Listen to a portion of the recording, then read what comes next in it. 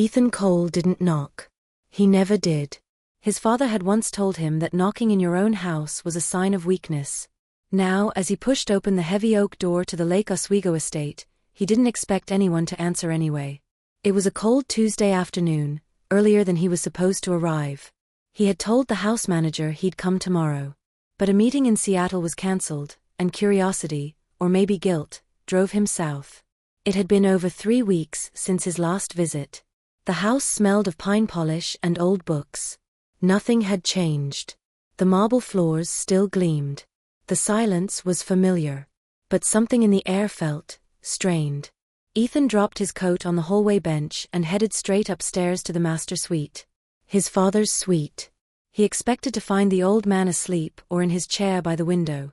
Instead, as he reached the bedroom door, slightly ajar, he heard muffled breathing, uneven, urgent. He pushed it open. What he saw made his chest tighten and his blood run cold. His father, George Cole, was clinging to the housemaid Maria. She was bent over, her back arched, arms shaking, face red with effort. George's frail body was draped over her, his arm hooked tightly around her shoulders, sweat soaking through his flannel shirt. From Ethan's angle, it looked indecent. Too close. Too physical. Too wrong. Maria? His voice was sharp, cutting through the room like ice. What the hell are you doing with my father? Maria didn't answer. She couldn't. She was still holding George upright, her knees trembling under the weight. George's face turned toward the door. His eyes widened. Ethan, he croaked, barely audible no. Ethan stepped inside fully now, his polished shoes thudding on the hardwood floor. Let go of him. Right now. I can't, Maria gasped. If I let go, he'll fall.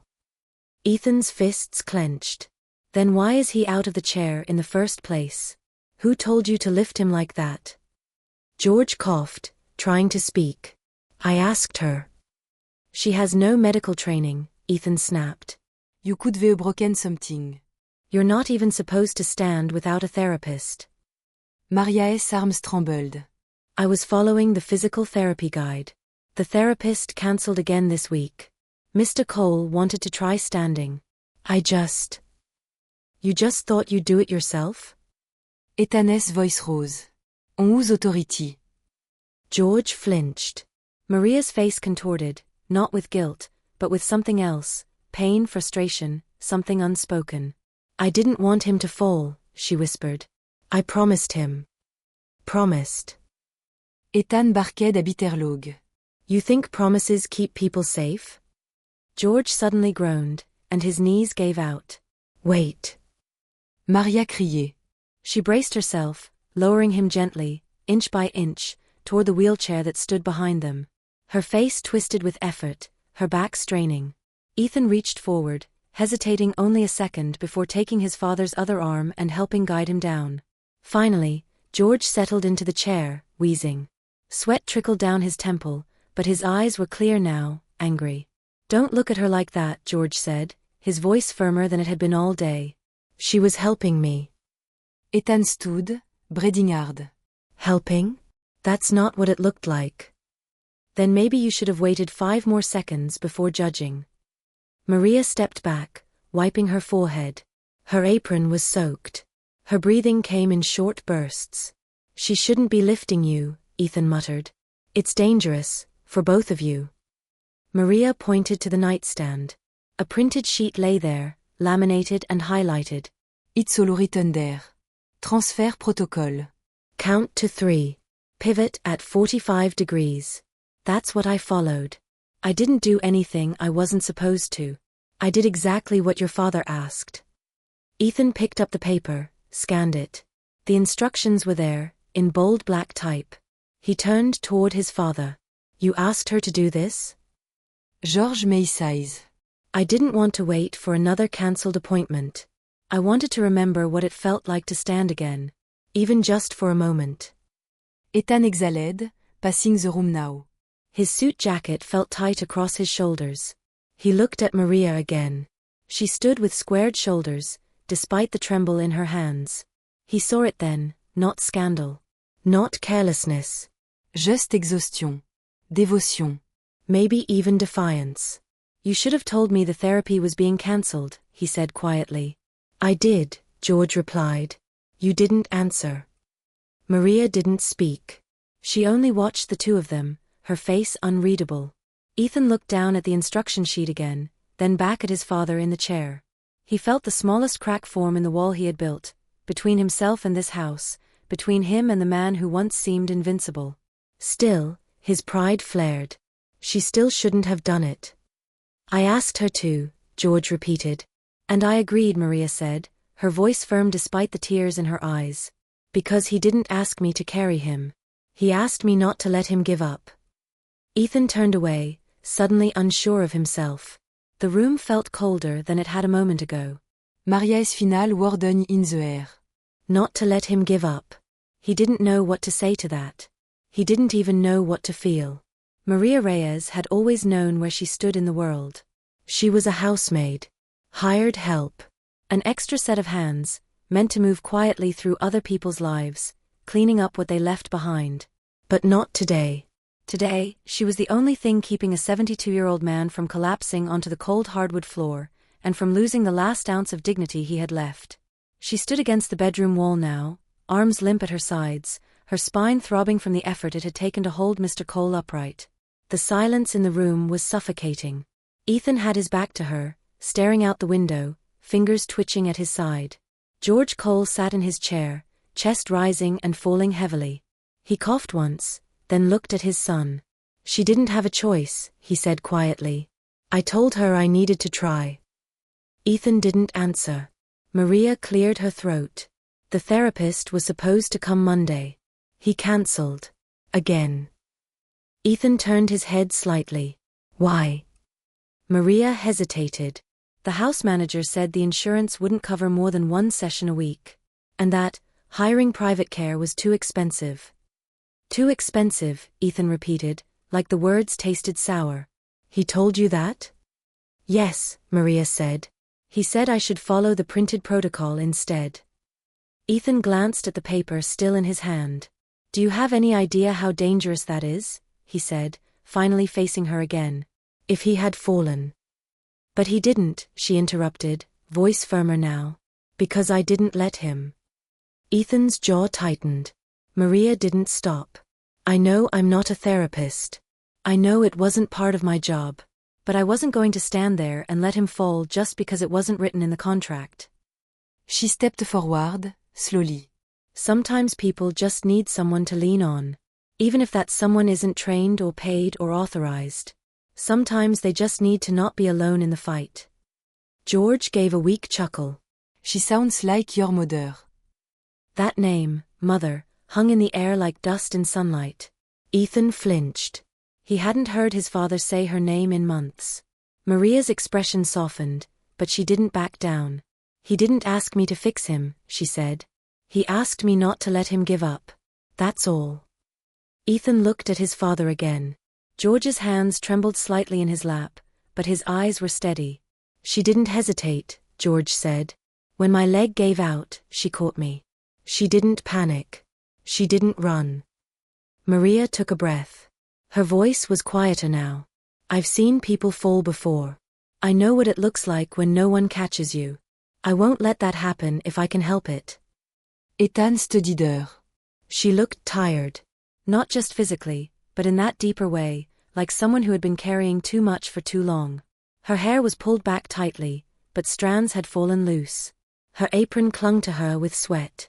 There was a red mark on her shoulder where George's arm had pressed down. She wasn't exaggerating what it had cost her to help. And yet, she had done it anyway. I shouldn't have yelled, Ethan said, finally. His voice was lower. I saw something I didn't understand. And I reacted. Maria nodded but didn't say anything. You could have hurt yourself, he added.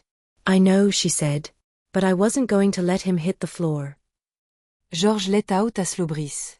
She was the only one who didn't look away. Ethan turned toward him, brows furrowed. Look away. George nodded. I've been in this chair for months. People stop looking you in the eye when you can't stand up. Like they're embarrassed for you. Like you've already lost. But Maria, she still talks to me like I'm the same man I was before. He paused. Even when I don't believe it myself. Ethan swallowed. For years, he had thought of his father as indestructible. The man who had built skyscrapers, who'd survived recessions, who never flinched at a challenge. But now he saw something else, something raw and fragile behind the wrinkles and the wear. Maria stepped back toward the nightstand and picked up a folded towel. Her hands still trembled slightly as she began wiping the sweat from George's brow. "She's stronger than she looks," George murmured. "I've carried things heavier than this," Maria said softly. "And I'm not just talking about weight." Ethan looked at her again, more carefully this time. There was something in her tone. Not bitterness. Not pride. Just truth. "What do you mean?" he asked. Maria hesitated. Then she folded the towel and laid it aside. "I grew up fast," she said. "My mother worked 3 jobs. My father wasn't around. I was the one who held the house together. The one who cooked, cleaned, helped my younger brother with school. I've been carrying people since I was 12. She paused. "Maybe that's why I can hold up someone who's falling. It's the only thing I've ever known how to do." George smiled faintly. "Told you. Stronger than she looks." Ethan said nothing for a long moment. He looked around the room, the expensive furniture, the sterile decor, the untouched bookshelves. Then he looked at Maria, and something shifted in his eyes. "You shouldn't have had to do this alone," he said finally. Maria shrugged. "I didn't feel alone." Ethan turned to his father. Elle talk to the insurance company. And the house manager. George raised an eyebrow. "You think they'll listen to you this time?" Ethan gave a half smile. "They'll listen. Or they'll find new jobs." Maria stepped back, her hands clasped in front of her now. "I wasn't looking for thanks," she said. "I just didn't want him to feel like no one cared." Ethan looked at her. And for the first time, truly saw her. Not as staff. Not as a liability. But as someone who had stepped up when others had stepped back. "You have my thanks," he said quietly. And my respect. She nodded, eyes glassy, but held steady. George shifted in his chair. "I think that's enough drama for one day." Maria looked softly. "Agreed." Ethan turned toward the door, but just before stepping out, he paused. "Maria," he said. She looked up. "You said you've carried people your whole life," he said. "Don't ever think it went unnoticed." He left the room without waiting for a reply. Behind him, Maria stood a little straighter. She didn't need thanks. But being seen, really seen, meant more than she could admit. Ethan didn't sleep that night. He tried. After the awkward dinner where no one said much, Maria quietly serving George his soup while Ethan scrolled mindlessly through his phone, he had gone back to the guest room, showered, and laid down on the memory foam bed that remembered everything except comfort. But his mind refused to shut down. Every time he closed his eyes, he saw Maria struggling to hold his father upright. Her arms shaking. Her jaw clenched. The silent war she had fought with gravity and pride, on behalf of someone who used to seem too proud for anyone's help. He saw his own anger. How fast it had surged. How automatic. How wrong. At 3:42 a.m., he gave up on sleep. By 4:10, he was in his father's room again, seated in the corner armchair, watching George breathe evenly in the dim light. It wasn't until the sun began slicing through the curtains that Ethan noticed the photograph. It had fallen halfway behind the nightstand, probably knocked over during the earlier chaos. He leaned down, retrieved it, and stared. It was a small, faded print. A woman stood at the center, his mother. Smiling, hair windblown, arms wrapped protectively around a little girl. The girl looked maybe 3 or 4, her cheeks smudged with ash, her clothes torn. There was a blanket wrapped around her shoulders.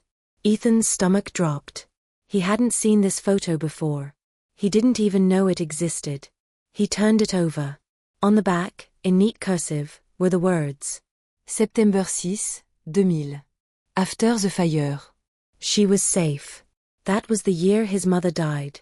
He rose slowly, the photo still in his hand, and walked down the hall. Maria was already awake, folding laundry in the service room near the kitchen. She didn't hear him enter. "Maria," he said.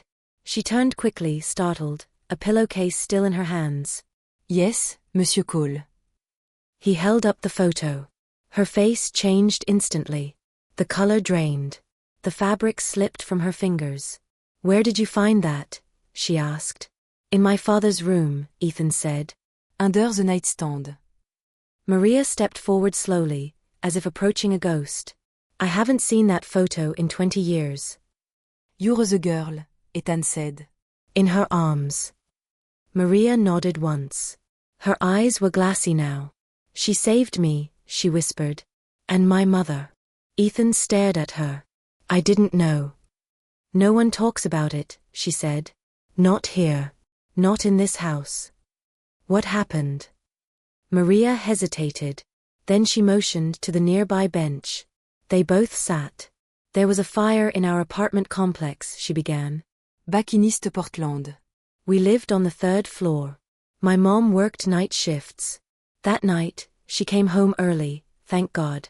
But the fire started downstairs and spread so fast. We were trapped." She paused, hands clasped tightly together. "Your mother was there for a site visit. I think she was working on a design renovation for the complex. Everyone else ran. She didn't. She came up the back stairwell and found us huddled in the hallway." Ethan's throat tightened. Maria Blanktard. "She handed me to a fireman halfway down. Then went back for my mom. They made it out. Barely. But your mom inhaled too much smoke. She swallowed. She never woke up." Ethan looked down at the photo again.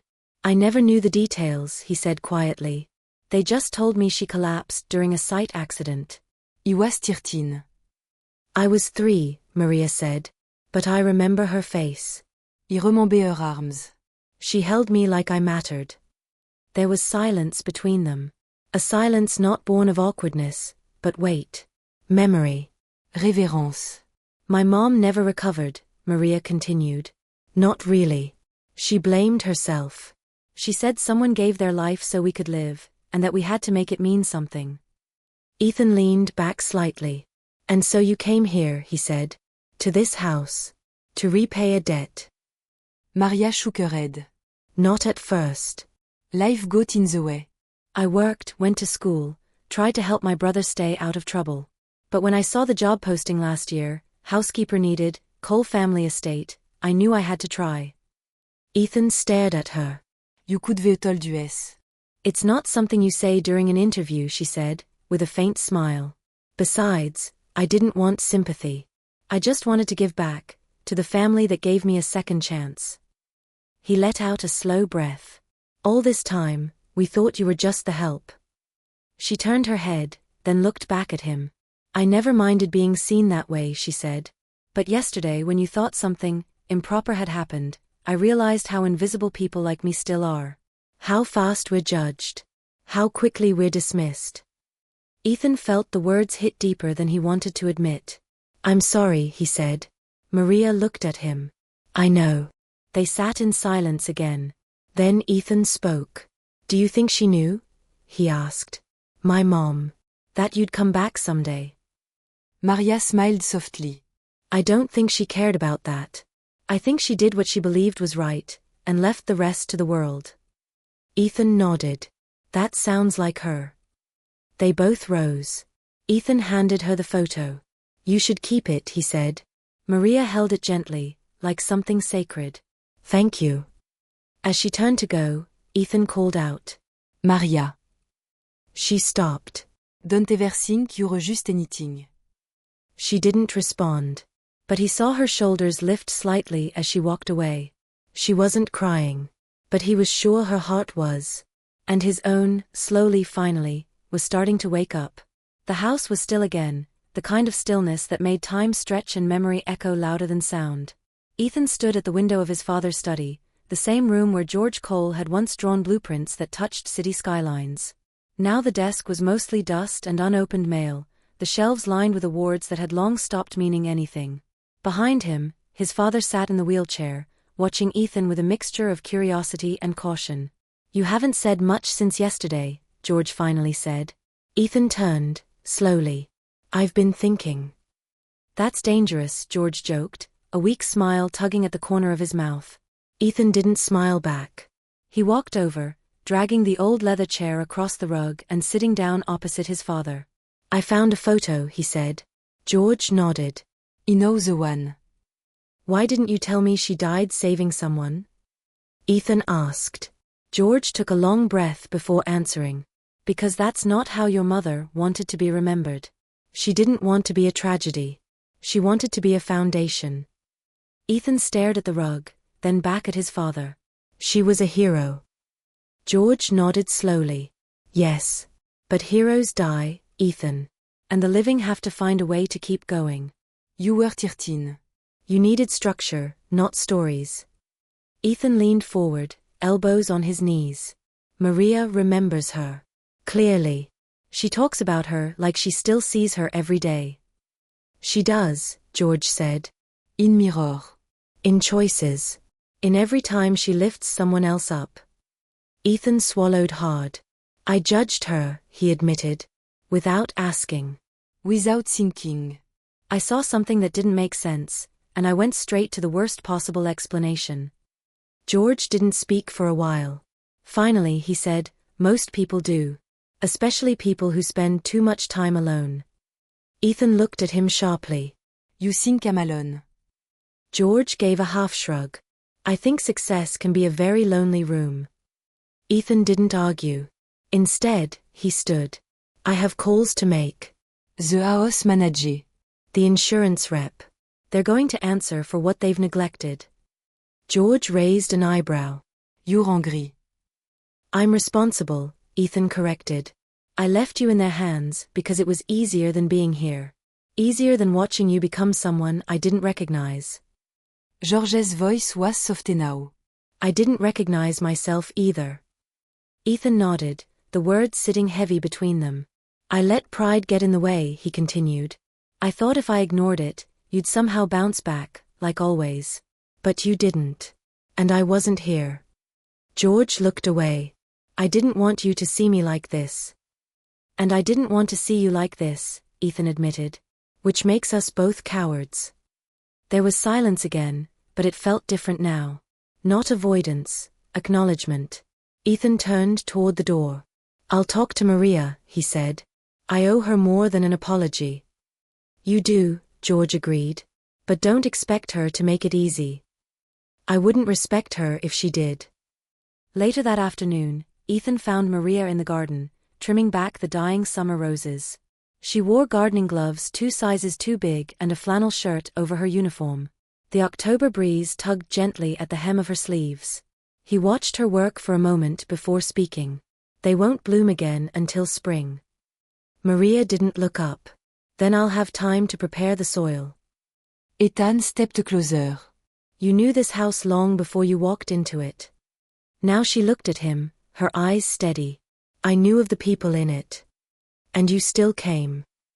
I came because your mother once crossed fire to save my family. I thought the least I could do was cross a lawn. Ethan smiled faintly. You're not what I expected. No, she said, returning to the roses. I never am. He hesitated, then spoke. I was wrong to judge you. Wrong to accuse you. And wrong to forget that this house runs on more than bricks and blueprints. It runs on people. The ones who stay when no one is watching. Maria stood, brushing dirt from her gloves.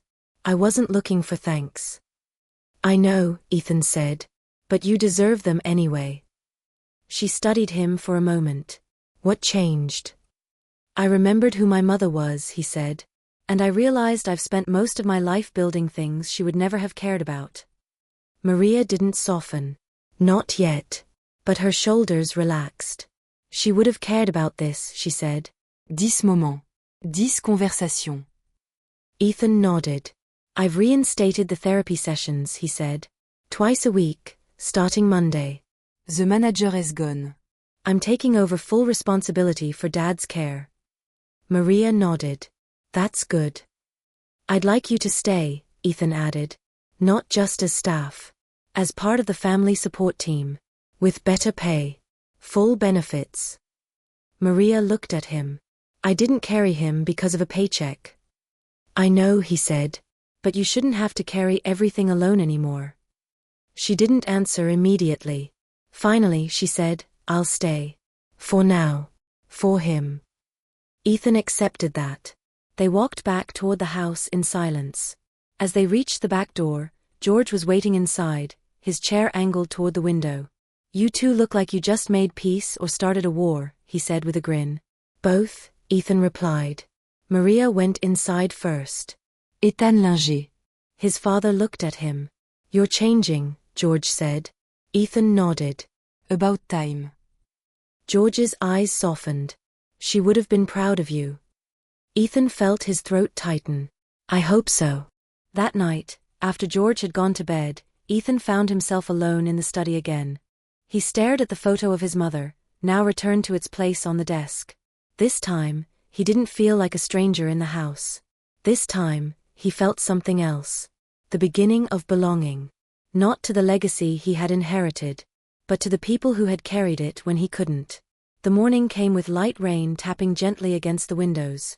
Oregon's October sky had turned a soft gray, the kind of gray that made you want to stay indoors, wrapped in something warm, holding something real. Maria was in the kitchen, tying her apron for what might be the last time. She moved slowly, deliberately, as if the motions themselves held meaning she didn't want to forget. Ethan stood nearby, leaning against the doorframe, watching her in silence. You don't have to go, he said, his voice low.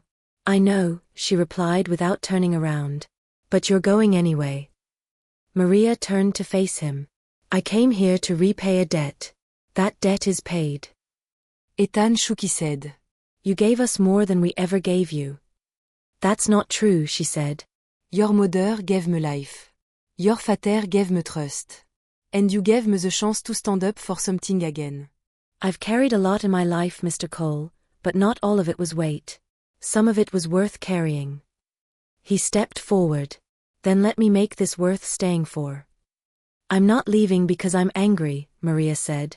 Or tired. I'm leaving because it's the right time.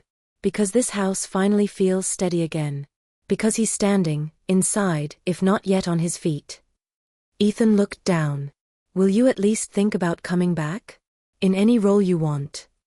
Maria smiled gently. If you ever need me, you know where to find me. He nodded.